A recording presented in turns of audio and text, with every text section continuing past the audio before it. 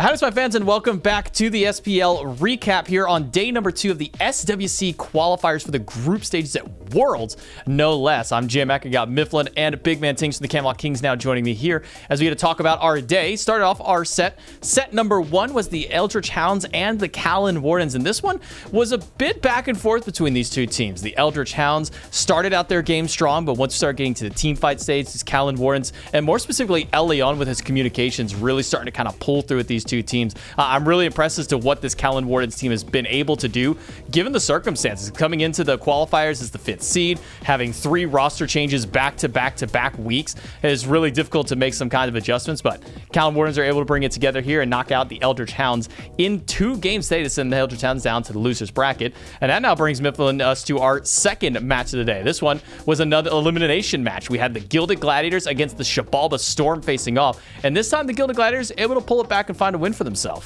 You know, you say the Gilded Gladiators did it, but I think it's really just the Kirimi Hero show. Watching that set, what was just ridiculous seeing how much one man can impact a 10-man game. It really was Kirimi versus the world. I felt really bad at points for Rat Milk in particular. That's the jungler for the SEC representative.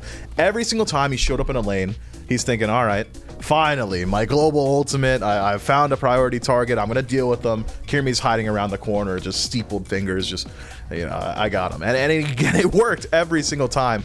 Busts out the Maman Brigitte for the game number 1. First time we've seen Kirimi pilot that god. Looks incredibly good. Game 2, another great performance from him. Jengaru as well, I think, had a standout performance.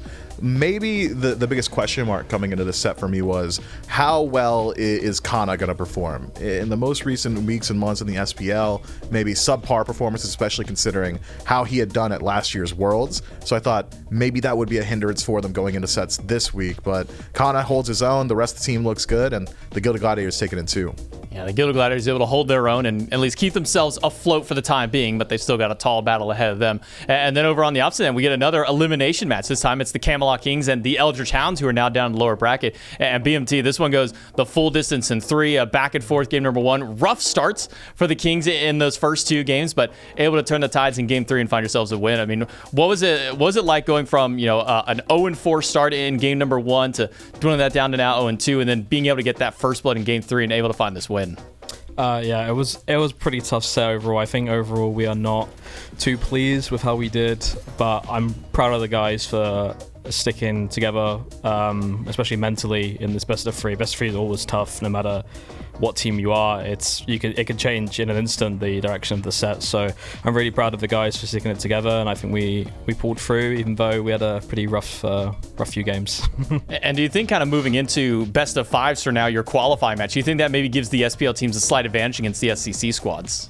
I would say so, yeah. I think a lot of SPL teams obviously are used to the best of 5 format rather than the SEC maybe not playing as many of those. But I also think a lot of SPL teams have more deeper strategies and can go a bit more further with the drafting phase. So best of 5 should hopefully favor us a little bit more. Well, congratulations to you on your set win today, and best of luck to you on your matchup on Sunday. That's it for today's SPL recap. It's going to be best of 5s for the remainder event. Every single match from here on, it's sending one team to the Smite World Championship, so you're going to want to make sure that you tune in on twitch.tv/SmiteGame, 11 a.m. Eastern every single day. Thank you so much for watching. We'll see you tomorrow for day 3.